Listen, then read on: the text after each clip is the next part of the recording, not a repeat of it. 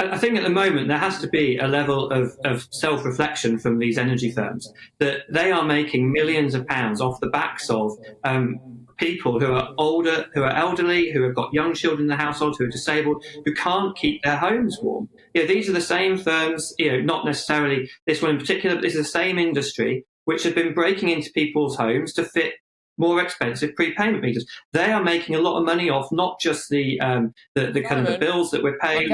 I get you, Simon. They pay probably a huge amount of tax, and apparently they accepted that they hadn't done enough to help customers. They paid £1.5 million to Ofgem's voluntary fund. Can I be honest with you? Are you just jealous that some staff went to the Maldives? No, that was a fine. That wasn't them volunteering some money to the good of the nation. They were fined for not fulfilling their licence conditions.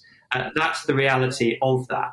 And as we said with the other firms, they are all part of the energy system, which is causing these high prices. We know that in some instances it is difficult for energy firms to make money from the retail business. They're clearly doing all right at that side of things, but that is what is partly putting up the prices that everyone is paying. That's why the government's having to bail out households with the energy price guarantee. The whole system is broken, that it's making all this money and able to make all these excess profits, whilst there are people who are unable to keep themselves warm. So what should they do? What should they do? Should a company who, in a particular time, benefits as a result of geopolitical factors that are way out of its control, deliberately not make as much money as it can for the sake of you and me? Do they have that obligation, really?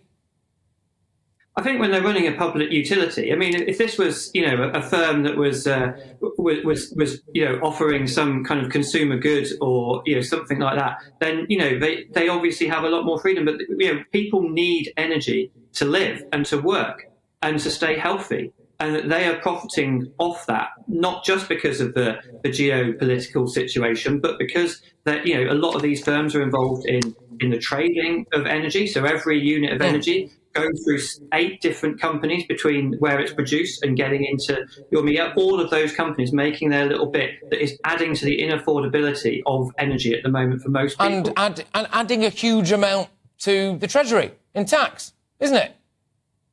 Well, but then the Treasury is also having to then pay back to these same firms to subsidise the cost of energy for everyone because it's simply unaffordable.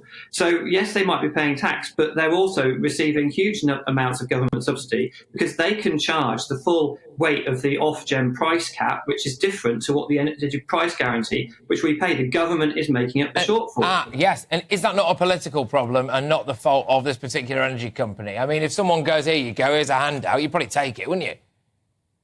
It's the fault of the energy system. The system that we have in this country allows these firms to make huge amounts of profit at our expense. They're receiving money from the government as well as saying that they're giving it back at the same time. But it just shows the mess that we're in with the energy market, and the whole thing is in need of total reform. Say it, nationalisation. No, there's lots of ways that you could reform the energy market without resorting to nationalisation. Would you nationalise it? Would you? Sorry? Would you nationalise it? I don't think it's necessary at the moment. Okay. There's ways that you can reform the market through unlinking the cost of electricity to the cost of gas and ensuring that we can benefit from cheap renewables. There's ways you can introduce a social tariff, which enables people who are more vulnerable to pay a little bit less for their energy. There's lots of different ideas out there. All right. Well, OK. A lot of people might be sounding, it all sounds a lot like rampant socialism to me, but people are well within their rights to think whatever they want. Simon, thank you very much. I must say I've enjoyed that.